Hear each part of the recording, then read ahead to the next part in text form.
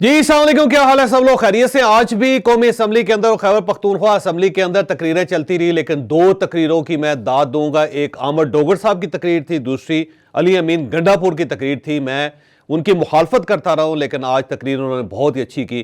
क्यों की, कैसे की, ये हम आपको आज के वीलॉग में बताएंगे।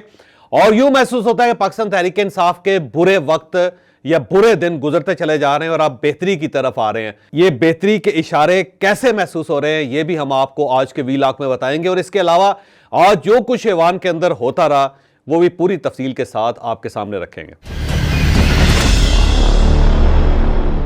कल की तरह आज भी कौमी असम्बली का इजलास बहुत ज्यादा गर्म था और ऐसे महसूस होता था कि लोग उठ के एक दूसरे के गले पड़ जाएंगे।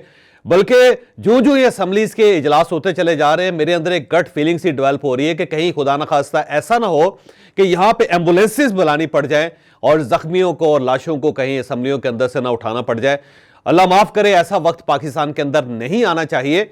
लेकिन जो हीट आपको गलियों के अंदर नजर आ रही है वो बड़ी तेजी से असम्बलियों के अंदर जा रही है, और जो कुछ असम्बलियों के अंदर हो रहा है वो बड़ी तेजी से बाहर आ रहा है, जो जाहिर है पाकिस्तान के लिए खतरनाक है और यह मुल्क इस चीज का मुतहम्मल नहीं हो सकता।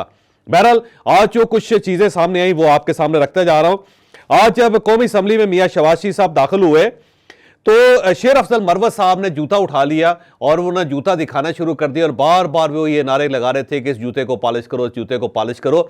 ये मयार है कौमी असम्बली का।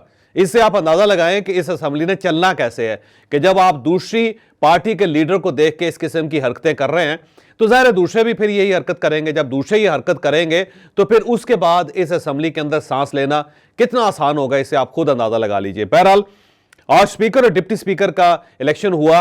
अयाज सादिक साहब जो वो स्पीकर मुंतखब हो गए और डिप्टी स्पीकर जो है गुलाम मुस्तफ़ा शाह साहब मुंतखब हो गए। गुलाम मुस्तफ़ा शाह साहब का ताल्लुक पाकिस्तान पीपल्स पार्टी से है, ये जमींदार हैं, और अयाज सादिक साहब जो है वो पाकिस्तान मुस्लिम लीग नून से ताल्लुक रखते हैं। और ये मैं आपको बताता चलूं कि ये इमरान खान साहब के बड़े पुराने दोस्त थे, बल्कि ये इमरान खान साहब के क्लास फेलो भी थे, और इन्होंने अपनी सियासत का आगाज पाकिस्तान तहरीक इंसाफ से किया था, लेकिन फिर बड़ी जल्दी ये पाकिस्तान तहरीक इंसाफ को छोड़ के पाकिस्तान मुस्लिम लीग नून में आ गए और अब ये दूसरी मरतबा स्पीकर बने और बहुत ही महजब और तहम्मुल मजाज किस्म के इंसान हैं। और मेरा ख्याल है ये बड़ा अच्छा एडिशन है कौमी असम्बली में, और ये यकीनन आने वाले दिनों में आप देखेंगे कि टेम्परेचर डाउन कर लेंगे और ये अपोजिशन को साथ लेके चलेंगे। उसके बाद जब ये इलेक्शन हुआ तो अहमद डोगर साहब ने खड़े होकर तकरीर की और मैं अहमद डोगर साहब का पहले भी मद्दा था।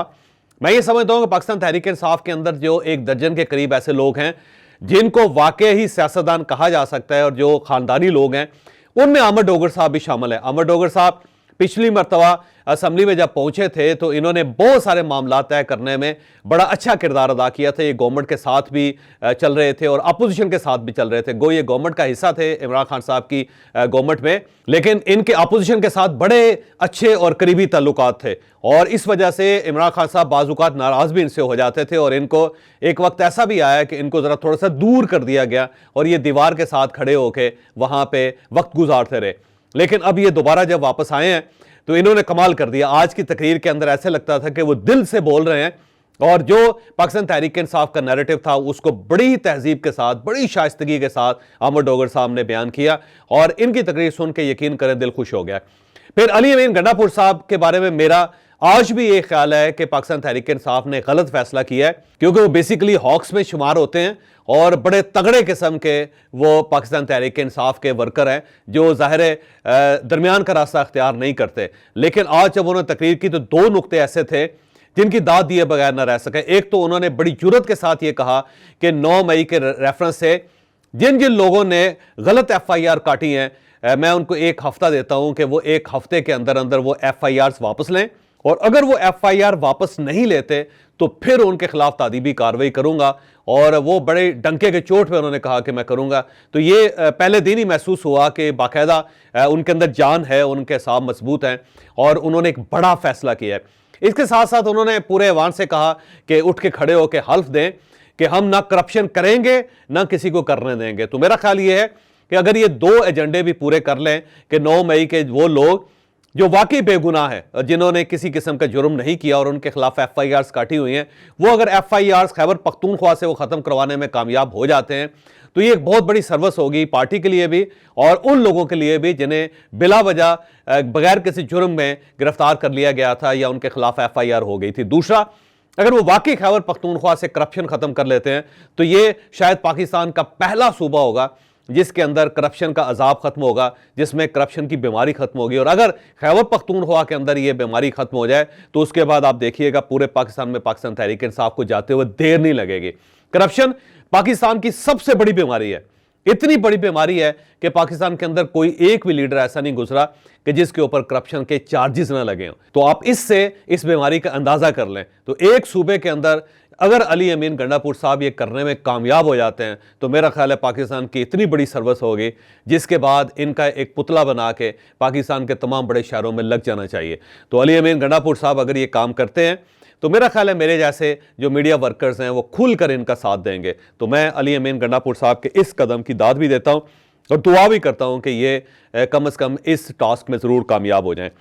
फिर आज एक और पाकिस्तान तहरीक इंसाफ के लिए खुशखबरी ये थी कि यास्मीन राशिद साहिबा समेत 16 जो उनके वर्कर्स हैं उनकी ज़मानतें हो गई हैं और यास्मीन राशिद साहिबा की ज़मानत जो है वो जज साहब ने 5 लाख रुपए के मुचलके के एवज से ले ली है और अब यास्मीन राशिद साहिबा बाकायदा रिहा होकर अपने घर चली जाएंगी और वो घर बैठ के फिर अपने मुकदमे लड़ेंगी। तो एक बड़ी खुशखबरी है। इसके अलावा बाकी भी 15 लोग हैं या 16 लोग हैं जिनकी ज़मानतें हुई हैं। तो ये पहला बैच है 9 मई का जिनके ज़मानतें हो रही हैं और इससे यूँ महसूस होता है कि 9 मई का वो नैरेटिव जो स्टेट ने 9 मई और 10 मई को लिया था आज से वो दम तोड़ता हुआ नज़र आ रहा है, क्योंकि अब अदालतों के ऊपर शायद वो प्रेशर नहीं है जिसकी वजह से अब ज़मानतें हो रही हैं।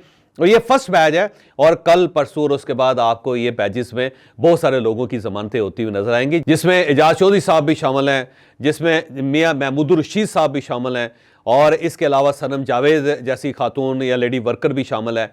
तो बहुत सारे लोग हैं जो अब आपको ज़मानतों पर रिहा होते हुए नजर आएंगे। तो इसका मतलब ये हुआ कि सिर्फ पाकिस्तान तहरीक इंसाफ चंद स्टेप पीछे नहीं गई, स्टेट ने भी चंद कदम पीछे उठाए हैं और इसके साथ साथ बाकी सियासी जमातें जो हैं वो भी चंद कदम पीछे हट रही हैं, जो ज़ाहिर है पाकिस्तान के लिए खुशाइंद और ये बड़ी बात है और ये होना चाहिए। आज मियां नवाज शरीफ साहब चल के मौलाना फजलुर रहमान साहब के घर पहुंच गए। वहाँ पे मौलाना फजलुर रहमान साहब ने बड़े शिकवे किए। उन्होंने कहा कि जब आप इलेक्शन लड़ रहे थे और उससे पहले आपने MKM के साथ इत्तेहाद कर लिया था लेकिन आपने हमें घास नहीं डाली।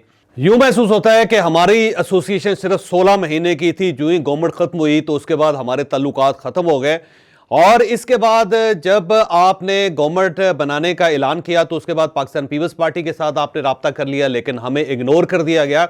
तो हर अहम इशू पे आपने हमें इग्नोर रखा और एक साइड पर रखा, जो ज़ाहिर है हमारे लिए बुरी बात थी। और हम इतनी बड़ी पार्टी हैं और हम अगर आपके साथ इत्तेहाद कर लेते, सीट एडजस्टमेंट कर लेते तो पाकिस्तान के लिए, आपके लिए और हमारे लिए, तीनों के लिए बेहतर होता।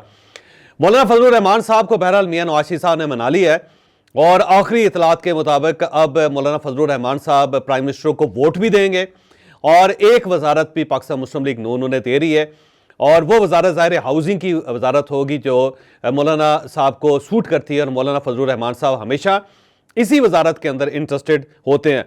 और इसके साथ साथ ज़ाहिर है मौलाना फजलुर रहमान साहब को भी इंगेज किया जा रहा है और मियां नवाज शरीफ साहब की कोशिश है कि उन्हें भी खुद यानी मौलाना फजलुर रहमान साहब को भी कोई अहम ओहदा दिया जाए जिसमें उनकी सिक्योरिटी और प्रोटोकॉल हो। और ज़ाहिर है कश्मीर कमेटी के वो चेयरमैन हुआ करते थे जिसमें उनके पास बहुत पर्क्स एंड प्रिविलेजेस थे, तो हो सकता है उन्हें कश्मीर कमेटी का दोबारा चेयरमैन बना दिया जाए।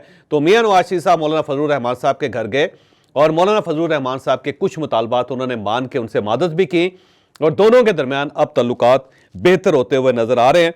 तो मौलाना फजलुर रहमान साहब को दाद देनी पड़ेगी कि मौलाना हर दौर में अपनी गुंजाइश पैदा कर लेते हैं, क्योंकि मौलाना को यह पता है कि कहाँ पे किस वक्त स्ट्राइक करनी चाहिए। बिल्कुल सुनार की तरह जो आहिस्ता आहिस्ता आहिस्ता आहिस्ता सुनार जो ठोकरें लगाता रहता है, थोड़ियाँ मारता रहता है थोड़ी थोड़ी करके और उसको सोने को शेप अप कर देता है। तो वो मौलाना फजलुर रहमान साहब इस चीज़ से वाकिफ़ हैं। तो जब उन्होंने एक रिवोल्ट का ऐलान किया, उन्होंने अपोजिशन में बैठने का फैसला किया, बैठ के जो ऐलानात किए वो ऐसी स्ट्राइक्स थी कि जिससे मियां नवाज शरीफ साहब भी मुतासर हुए, बगैर ना रह सके और वो उनके पास चले गए। अगली बारी आसिफ अली जरदारी साहब की है क्योंकि मौलाना फजलुर रहमान साहब ने आसिफ अली जरदारी साहब को भी वोट देने हैं और आसिफ अली जरदारी साहब ने भी मौलाना से वोट लेने हैं। तो अब आसिफ अली जरदारी साहब भी अनकरीब मौलाना के पास आपको जाते हुए नजर आएंगे। तो अब आप देखें मौलाना की कामयाबी कि इमरान खान साहब की पार्टी 3 बार उनके पास चली गई, मियां नवाज शरीफ साहब आप आज खुद चल के उनके पास चले गए और आसिफ अली जरदारी साहब आने वाले दिनों में मौलाना के पास बैठे होंगे। तो थोड़ी सी सीटों के साथ मौलाना फजलुर रहमान साहब के अंदर कौन सी ऐसी मकनातीसी पावर है कि सब लोग खिंचे हुए उनकी तरफ जाते हैं। वो मेरा ख्याल ये है कि मौलाना को ये पता है कि उन्होंने किस वक्त क्या कहना है और जब वो कह देते हैं तो उसके बाद हर जगह घंटियां बज जाती हैं। तो घंटियां बजाने में वो कामयाब हो गए, जिसकी वजह से अब जाहिर है लीडर्स उनकी तरफ दौड़ रहे हैं। आज लाहौर की ज़्यादा दहशतगर्दी की अदालत में इमरान खान साहब की जमानत जो थी उसका केस चल रहा था, तो वहां पे स्पेशल प्रोसिक्यूटर्स जिनका नाम राना शकील है, उन्होंने इमरान खान साहब को 9 मई के जो मरकजी मुजरम है, जो 9 मई के वाकयात हैं उसके मरकजी मुजरम करार दे दिया है। और उसके बाद फिर ये समाअत रुक गई और उनके स्पेशल प्रोसिक्यूटर का ये कहना था कि सब कुछ डिज़ाइन जो था इमरान खान साहब ने किया था और इस वजह से ज़ाहिर आज इमरान खान साहब की ज़मानत वहाँ पर रुक गई। लेकिन आने वाले दिनों में बहरहाल इमरान खान साहब को भी खुशखबरियाँ मिलनी शुरू हो जाएंगी। इमरान खान साहब अब ज़्यादा देर तक मेरा ख्याल है जेल में नहीं रह सकते, क्योंकि जिस तरह वो पॉलिटिक्स खेल रहे हैं, जिस तरह वो सियासत के साथ साथ चल रहे हैं, मेरा ख्याल है अब इमरान खान साहब के लिए भी बहुत सारी रिलीफ आपको बहुत सारे फोरम्स पे होती हुई नजर आएंगे।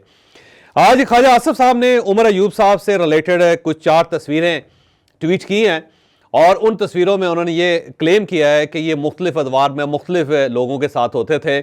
एक वक्त था जब ये शौकत अजीज़ साहब के साथ थे, फिर ये शाहिद खाकान अब्बासी साहब के साथ थे, फिर ये मियाँ शहबाज शरीफ साहब के साथ थे और फिर ये इमरान खान साहब के साथ थे। तो उन्होंने उमर अयूब साहब पे चोट की है कि आप पहले ये देख लें कि आपने कितनी पार्टियां बदली हैं।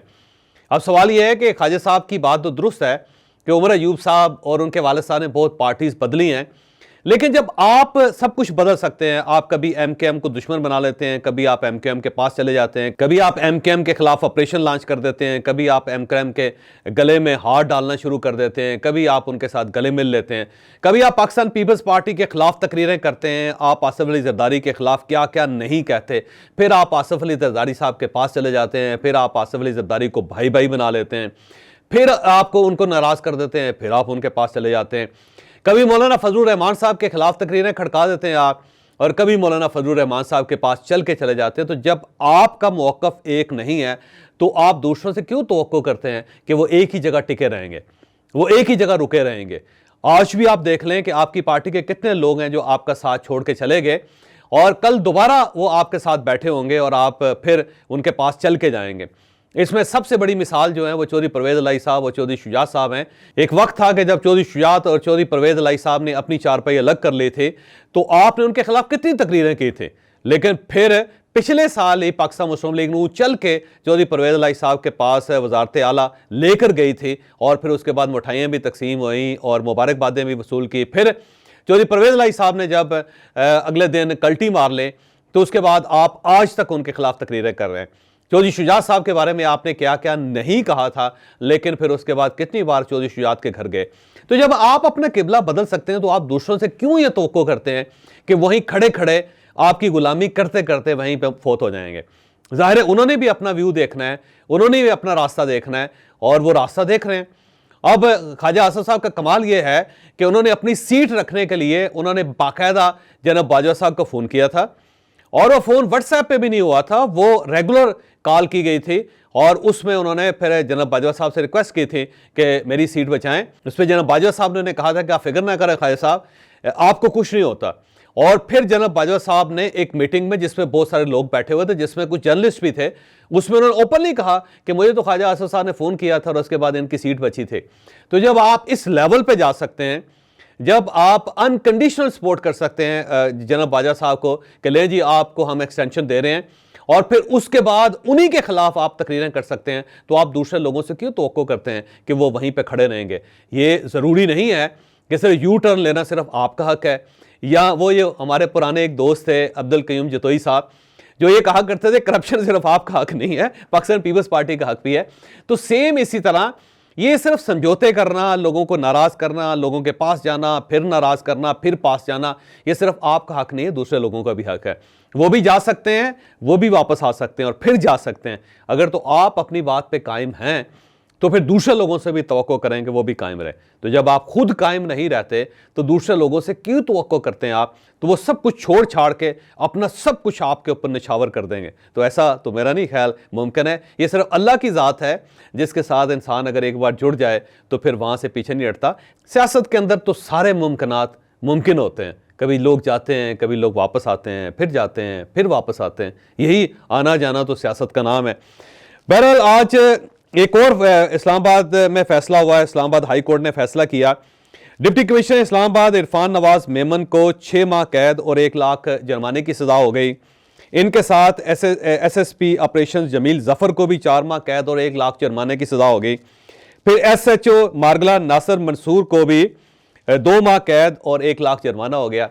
और ये सजा शहरयार अफरीदी को 3 MPO के तहत बार बार गिरफ्तार करने पे हुई थी, क्योंकि इस्लामाबाद हाई कोर्ट ने पाबंदी लगाई थी कि इनकी जमानत हो चुकी है, अब इनको दोबारा गिरफ्तार नहीं किया जा सकता। लेकिन DC इस्लामाबाद ने 3 MPO के तहत इनको गिरफ्तार कर लिया था और जो लोग उनकी गिरफ्तारी के लिए गए थे उन सब का रगड़ा भी निकल गया। तो इसने ये चीज़ साबित कर दी है कि ज़रूरी नहीं है कि अगर आपको किसी तरफ से हुक्म आए तो आपने उस हुक्म के ऊपर अमल करना है। तो जब आप अमल करेंगे तो फिर हो सकता है कोई जज आपके खिलाफ फैसला भी दे दे। तो इससे मेरा ख्याल है कि आइंदा जो ब्यूरोक्रेसी होगी उसको ये सोचना पड़ेगा कि हर हुक्म के ऊपर अमल दरामद नहीं हो सकता, कहीं ना कहीं रुकना भी है। तो मेरा ख्याल है ये एक बड़ा मेन फैसला है जो आने वाले दिनों में बहुत सारी चीज़ें तय कर देगा। आज जब ऐवान के अंदर तकरीरें हो रही थी तो मैं देख रहा था कि बार बार माइक बंद हो रहे थे और जब भी कोई बात करता था तो फिर स्पीकर साहब भी बंद कर देते थे और बाज़ औक़ात टेलीविज़न चैनल खुद ही बंद कर देते थे। इमरान खान के नारे बहरहाल आज भी लगे और ये चीज़ साबित कर रही है कि इमरान खान साहब वाकई पॉपुलर हैं और उनके अपने जो लीडर्स हैं, उनके अपने जो MNAs हैं, वो वाकई इनसे मोहब्बत करते हैं और वो चाहते हैं कि इमरान खान बाहर आए और इस असम्बली का हिस्सा बने। तो मुझे लगता है कि वो वक्त दूर नहीं जब इमरान खान वाकई इस ऐवान के अंदर दाखिल होगा और आधी असम्बली खड़े होकर उसका इस्तकबाल करेगी।